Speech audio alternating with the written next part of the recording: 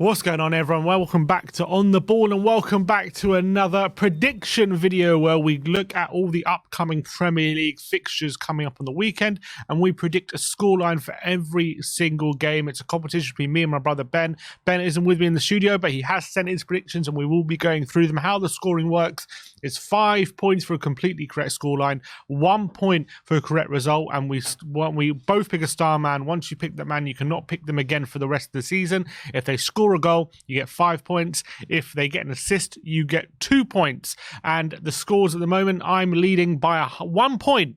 So 250 to me, 249 to Ben. Only 5 fixtures this week as the Premier League goes through. It's a kind of half winter break where only half the fixture lists are fixtures are completed on this weekend, and then next weekend there's also another 5 fixtures. So a bit of a shorter one this week, but we do start at Turf Moor on Friday night. Burnley play Luton in what is a massive relegation 6-pointer. I've gone for 2-2. Ben has gone for 2-1 to Luton. Luton obviously in much better form at the moment, especially at home. They're very much blooding the noses of some of the big teams, and they're causing a lot of problems for teams coming to Kenilworth Road. But this is away from home against a Burnley side who, despite results not improving, performances have slightly improved for them. But at home, they have definitely seemed to struggle a bit. Their last home game, a 2-0 home defeat to Liverpool, albeit they did play well, but then the game before that they lost 2-0 at home to Everton, where they're a bit drab. Luton, on the other hand, they are performing very well at the moment. They did win their last away game 3-2 away at Sheffield United, but their away form, other than that, has left a lot to be desired. They haven't really been able to be picking up consistent points away from home overall.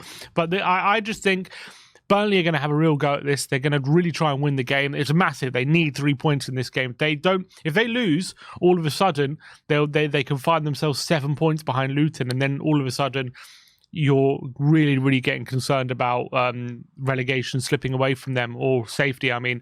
So I think they're going to come out flying out the traps. I think Luton are going to have more than enough to really hurt them from set pieces and counter-attacks as well. I expect Burnley to dominate possession. I expect Luton to give as good as they get on the counter. So I couldn't split them. So I've gone for 2-2. But Ben has gone for 2-1 to Luton. He's thinking Luton are going to go away at Turf Moor and get all 3 points. And on current form, who's to say they can't, because they're playing very well at the moment, especially the likes of Ross Barkley and Adebayo in sparkling form. But Foster's really impressed me since coming back for Burnley, so I expect them to give Luton a bit of trouble. Next up, we go to Stamford Bridge. Chelsea faced Luton. I've gone for 1-1 here. Ben has gone for 2-1 to Chelsea. I just look at Chelsea at the moment, and as much as in terms of results, they have won 3 of their last 4 games. Still not utterly convinced by them when I watch them play. I don't think they're controlling games very well. I watched them against Crystal Palace, where they got a 2-1 win, but very much a late penalty after a foul Madueke saved them, when I didn't think they were too overly impressive overall. They do obviously still guilty of missing a lot of chances, and if they put some of them away, they will come away against Fulham with a win. But obviously it's a big West London derby for Fulham, so I expect them take it. Obviously, I have that extra bit of motivation. I think they're going to make things very difficult for Chelsea, and I can see them clogging up the football pitch and making sure Chelsea can't play the football they want to play. And I think Chelsea against teams like Fulham do struggle. I think they struggle to create chances. And I think Fulham are in decent form at the moment.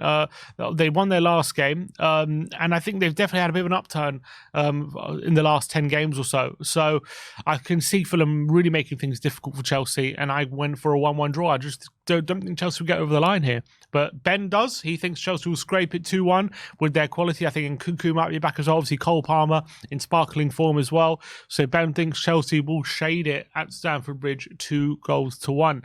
Next game, really big game at St James's Park. Newcastle faced Man City in what was a real big game for Newcastle, because they're just in terrible form overall. 2 wins in their last 8 overall. 4 losses in their last 5 games in the Premier League. Their home form has been a different story. They're very, very strong at home. In 10 games, they've won 8 and lost 2. But Man City, with Haaland and De Bruyne back in the fold, Foden in the form he's in, I can't see Newcastle holding strong, especially with a lot of their problems. Although they're getting some injured players back, they should have Botman and Shah available for this game. I see them being dominated in the midfield. I do think they're going to come into this game with a point to prove Newcastle. I see them starting fast and putting Man City under a lot of pressure. But I think once they start to tire, once City start to take control, I can see them opening Newcastle up and I can see them coming away with 3 points. And that's how I think the game will go. I'm only going for a 2-1. Ben is going for a 3-1 though. He's going for a much more convincing win than I am. Next up, Goodison Park, Everton versus Aston Villa. I've gone for 0-0, interestingly. Ben has gone for 1-1, so both predicting a share of the spoils here.